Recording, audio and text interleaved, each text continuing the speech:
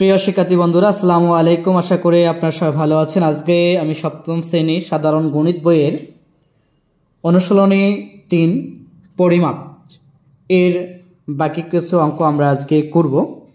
আমরা গত ক্লাসে 9 নম্বর অঙ্ক পর্যন্ত আমরা করেছিলাম। আজকে আমরা অঙ্ক করব 10 নম্বর অঙ্ক। আমাদের 10 নম্বর অঙ্ক বলছে, নিচে কয়েকটি ত্রিভুজের ক্ষেত্রফল, ভূমি ও উচ্চতা দেওয়া আছে, ত্রিভুজের ক্ষেত্রফল কি করো, নির্ণয় করো। ক নম্বর বলছে ভূমি হচ্ছে 10 মিটার, উচ্চতা হচ্ছে 6 মিটার। ক্ষয়ে আছে 15 মিটার, ভূমি 25 সেন্টিমিটার, উচ্চতা হচ্ছে 14 সেন্টিমিটার। এই দুটা ম্যাথ আমরা করব। তাহলে আমরা প্রথমত কাজ হচ্ছে 10। তাহলে 10 নম্বর অঙ্কের ক নম্বর অঙ্কের আমরা কি করব, সমাধান করব। তাহলে এখানে প্রথমত যে ম্যাথটা হচ্ছে সেটাকে বলা হচ্ছে ভূমির দৈর্ঘ্য। তাহলে এখানে আমরা লিখতে পারি ত্রিভুজের ভূমির দৈর্ঘ্য এখানে আছে কে 10 মিটার। আর নিচে লিখতে পারি আমরা এবং উচ্চতা 6 মিটার। তাহলে অতএব ত্রিভুজের ক্যাশব্যাক ক্ষেত্রফল, ত্রিভুজের ক্ষেত্রফলের সূত্র আমরা জানি যে হাফ ইন্টু ভূমি গুণিত উচ্চতা। তাহলে এখন বলছে ভূমি হচ্ছে আমাদের 10 আর উচ্চতা হচ্ছে আমাদের 6। এটাকে ক্যালকুলেশন করলে 5 দুগুণে আমাদের কি আসে, 10 আছে, 5 6 30। তাহলে এটা হবে 30 ক্যাশব্যাক বর্গ মিটার। এটা কার আসলো, আমাদের ক নাম্বার পাওয়া গেল। এরপরে খ নাম্বার আমাদের দেখব। খ নাম্বার কি বলছে। খ নাম্বার এখানে বলা হয়েছে ভূমি 25 সেন্টিমিটার। তাহলে এখানে দেওয়া আছে কে, আমরা লিখতে পারি ত্রিভুজের ভূমির দৈর্ঘ্য মান আছে আমাদেরকে 25 সেন্টিমিটার। সেন্টিমিটার আছে, সেন্টিমিটারে রাখিয়ে দেবো আমরা। এবং এটা উচ্চতা আমরা পাচ্ছি 14 সেন্টিমিটার। অতএব ত্রিভুজের ক্যাশব্যাক ক্ষেত্রফল হাফ ইন্টু ভূমি গুণিত উচ্চতা। হাফে থাকলো, ভূমি হচ্ছে কে আমাদের 25 আর উচ্চতা হচ্ছে আমাদেরকে 14। এটাকে ক্যালকুলেশন করলে 7 দুগুণে কত আসবে, 14। 7 এবং 25 এই দুইটা গুণ করলে আমাদের আসে কত, 175 বর্গ মিটার আমরা পাই। এটাকে আমরা কি পাচ্ছি, মিটার। এরপরে আমাদের হচ্ছে 11 নম্বর ম্যাথ। আপনারা দেখব 11 নম্বর ম্যাথটা আমাদের কি বলছে। এখানে 11 নম্বর ম্যাথ বলছে একটি আয়তাকার ক্ষেত্রে দৈর্ঘ্য প্রস্থের হচ্ছে 3 গুণ। তাহলে আমরা প্রস্থটাকে আগে ধরবো। প্রস্থটাকে যদি ক ধরি, দৈর্ঘ্যটা হবে কে 3 ক।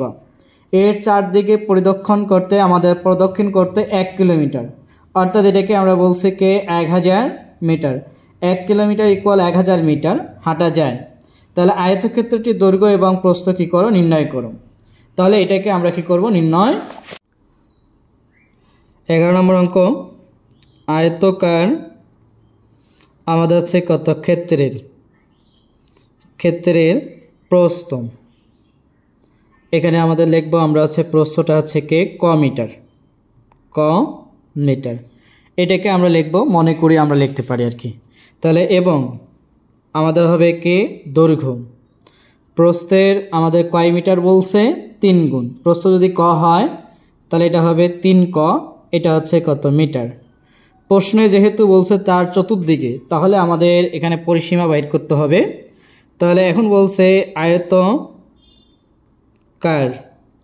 আয়তাকার আমাদের হচ্ছে কে ক্ষেত্রের আমরা কি লিখব, পরিসীমা। এর সূত্র হচ্ছে 2 ইন্টু দৈর্ঘ্য যোগ প্রস্থ। দৈর্ঘ্য যদি 3 ক হয়, প্রস্থ হচ্ছে কে ক। তাহলে এখানে আমরা লিখতে পারি, এখানে 3 আর 1 4 মানে 8 ক।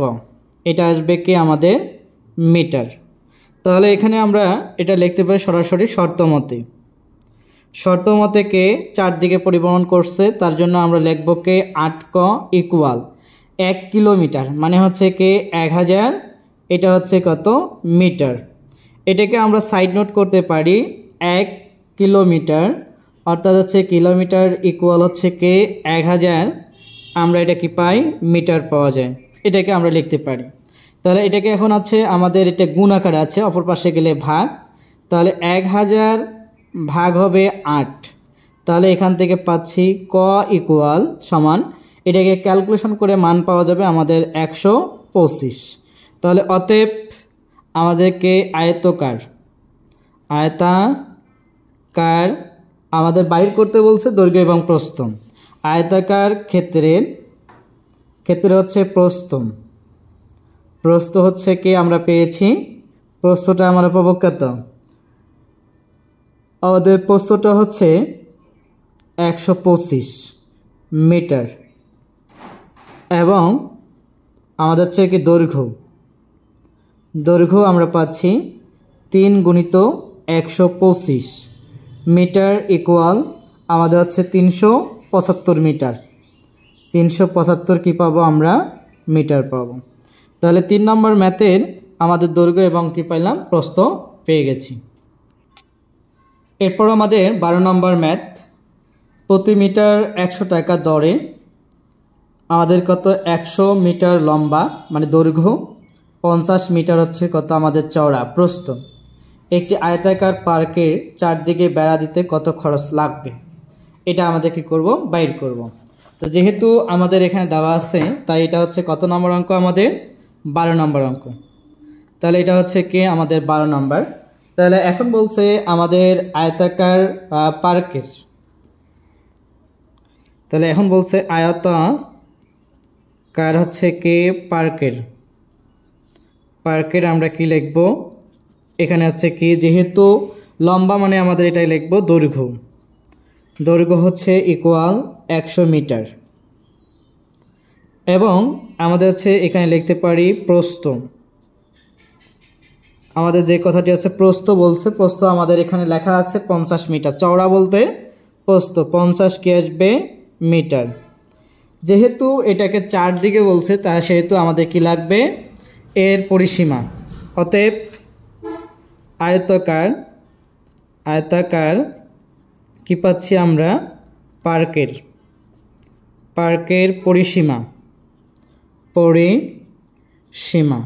আমরা সূত্র জানি 2 ইন্টু দৈর্ঘ্য প্লাস প্রস্থ, দৈর্ঘ্য হচ্ছে 100, প্রস্থ হচ্ছে আমাদেরকে এখানে 50 ইকুয়াল, এটাকে ক্যালকুলেশন করলে 2 ইন্টু হচ্ছে কি এখানে ক্যালকুলেশন করলে আমাদের 100 প্লাস 50 তার মানে 150, এটাকে ক্যালকুলেশন করলে আমাদের কি আসবে 300, এটাকে পাবো আমরা হচ্ছে কে মিটার।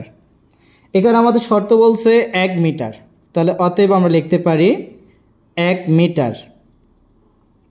মিটার কি করতে বেড়া দিতে, তাহলে আমাদের হচ্ছে কে বেড়া দিতে খরচ হয় 100 টাকা। তাহলে 100 টাকা আমরা কি করতে পারলাম লিখতে পারলাম। তাহলে এখানে আমাদের কত মিটার পাইলাম 300 মিটার, তাহলে 300 মিটার আমাদের কি করতে হবে বেড়া দিতে খরচ হয়, তাহলে এখানে লিখব কে 100 গুণিত এখানে পাবো আমরা 300 ইকুয়াল হচ্ছে এটাকে টাকা, এটাকে ক্যালকুলেশন করলে আমাদের মান পাওয়া যাবে 30,000 টাকা। অতএব আয়তাকার পার্কের মোট বেড়া দিতে আমাদের ব্যয় হবে কয় হাজার টাকা 30,000 টাকা। এরপরে আমাদের 13 নম্বর অঙ্কটাকে আমরা কি করব একটু দেখব। 13 নম্বর অঙ্কে আমাদের কি বলছে, 13 নম্বর অঙ্ক বলছে একটি সমান্তরিকের আমাদের হচ্ছে ভূমির ক্ষেত্রফল 40 মিটার, উচ্চতা হচ্ছে 50 মিটার, এর ক্ষেত্রফল কি করো নির্ণয় করো। অবশ্য আমাদের সামান্তরিকের ক্ষেত্রফলের সূত্র হচ্ছে আমাদের কে দৈর্ঘ্য গুণিত প্রস্থ, আমরা এটা কি করতে পারি লিখতে পারি। তাহলে আমরা এটাকে এখন কি করব আলোচনা করব। তাহলে এইটা অঙ্ক আমাদের হচ্ছে কত নম্বর 13 নম্বর অঙ্ক। 13 নম্বর অঙ্কে বলছে কে একটি সমান্তরিকের, তাহলে এখানে লিখব আমরা সামান্তরিকের ভূমি আমাদের হচ্ছে কত মিটার? 40 মিটার। তাহলে এবং এখানে হচ্ছে কি উচ্চতা, উচ্চতা আমাদের দেওয়া আছে কি 50, এটা হচ্ছে কত মিটার। তাহলে অতএব আমরা লিখতে পারি সামান্তরিকের,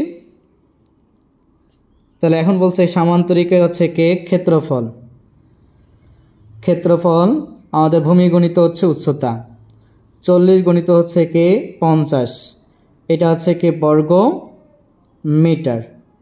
তাহলে এটাকে ক্যালকুলেশন করলে আমাদের পাওয়া যায় অর্থাৎ হচ্ছে কি আমাদের 2000, তাহলে 2000 কি পাওয়া যাবে আমাদের বর্গ কি পাওয়া যাবে মিটার।